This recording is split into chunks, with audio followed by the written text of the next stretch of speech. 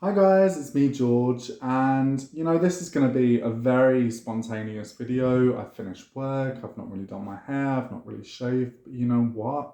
I'm gonna go with this. Um, so let's talk about winter. Let's talk about winter within your own practice because this is something that I was thinking about, walking home from the gym after work, and I was looking around me at the land around me, feeling the cold on my cheeks, feeling my ears burn, and really just thinking about the winter when it comes to your practice as a witch, and kind of different aspects of that, because I think that that's something that actually doesn't really get discussed as much as it should do, right? Especially if we have a land based practice and we are very much working, the land has seasons. We have spring, summer, autumn, winter, and so I think it's really, really important to kind of discuss that.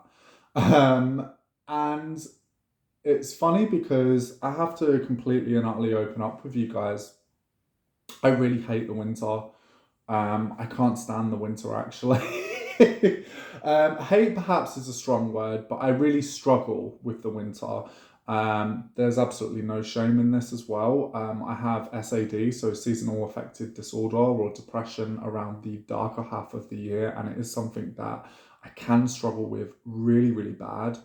Um, I was born at Lammas, I'm a summer baby, I'm a summer boy, and a lot of people get really shocked at that because they think, oh, you practice traditional witchcraft, so surely, you should be a little bit dark and you should love the darker seasons. Um, Whatever that kind of means, it's a bit of a stereotype, I guess. But no, I love the summer. I love the autumn. But after Samhain, after Halloween, just put me down until early February. Early February, I'm fine. But December and January, oh Christ, January. Anyway, these are not months that I favour, and admittedly, these are months that I can really, really struggle with.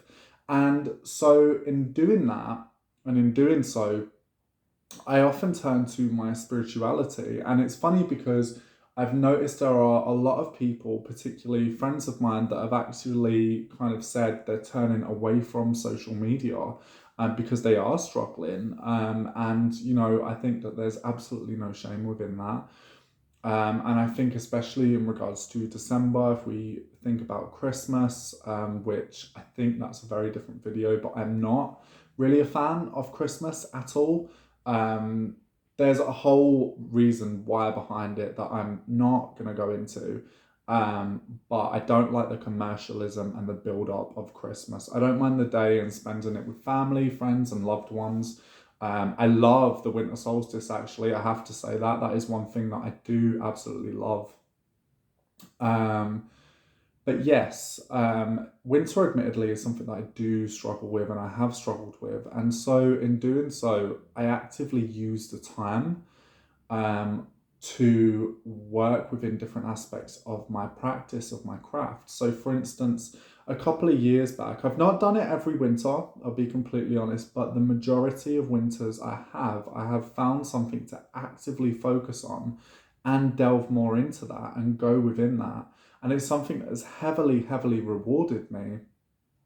So, for instance, a couple of years ago, I very much would work with winter as that aspect of spirit travel, because if we're working with the land and we're working with the energy and the powers of the land and the serpentine energy of the land or the dragon power of the land, particularly within traditional witchcraft currents and traditions, then it makes sense that whilst the time of the land is barren, there is death in the land. Essentially, everything, as all the trees, the leaves are gone, all the leaves from foliage and plants are dead. The land is barren, apart from evergreens, of course, but the majority of the time, snow covers the earth, ice covers the land, and everything is frozen over. Animals go to hibernate. Winter is the epitome of stillness. And so, if we focus on the spirits of the land, we focus on that serpentine energy of the land, then we look towards not what's going on in our physical world, we look towards the spiritual world, Robert Cochrane very much said the difference between a witch and a pagan is that a witch crosses into the other world. And so for me, wintertime is a time of hedge witchery. It's a time of crossing the other veil, of crossing the other world. Do I do that in spring and summer? Of course I do. Do I do it in autumn? Absolutely. You know, for me, I cross the other world all year round. It's not limited to one time of year. However, during that time of year, I often find that my workings are much more introspective, very much more intimate, and very much more hidden. Because if you think about it, right, winter is one of the perfect times in order to cross the spirit world. But not only that, it's also a time in order to do soul retrieval. Or a time in order to, some witches also do shadow work. It's a perfect time for that. Because summer and spring, we have all this life going. And even in autumn, you know, we have this sort of life going on. And there's still evidence of life force and land within the land. Even at autumn, squirrels are frantically getting stuff together to go and hibernate, and birds are building nests and things like that. We still see life. But then in winter, stillness descends the land. Winter is the epitome of stillness. And so it makes sense, because when everyone's out, when everyone's away, when the noise goes and everything dims and the light is no longer there and the darkness descends the land, then it is only you and stillness and silence. And then can you really delve deeper? Then can you really immerse yourself into aspects of soul retrieval, into aspects of shadow work, into aspects of fetch flight or spirit travel or communing with spirits. And, you know, quite often winter is actually a really powerful time. Some witches don't struggle with winter. Some witches absolutely love it. I really do struggle with winter. But again, if we think about seasonal rites and celebrations, you know, we have the winter solstice and Christmas. I tend to blur them to two things together, to be honest. We have all the folk aspects around Christmas as well. You know, and not just that. When I lived in Manchester, where I worked regularly, had an orchard there. And so I would, and myself and a good friend of mine, would do the wassailing ceremonies in January to wake up the trees in the winter, to you know, scare away the bad spirits, to make loads of noise, and to feed and appease the spirits of the trees, so that in the coming year would be a good harvest. And that was something that really, for me, was so potent, so meaningful. And it actually made me look forward to January. And January, let me tell you, if I could put January down, I would. Like, I do not like January. Just, oh, no way. Say it and get back. But when I used to do that, that was something that I heavily would get a lot of joy from. And actually, I would look forward to January. For instance, this year, we have apple trees out in our back garden. And that, well, technically next year, we're going all Gregorian with it. But, you know, next year, yeah, I'm wassailing. I'm wassailing outside, even though it's an English custom and I live in Scotland. I don't care. I'm wassailing outside.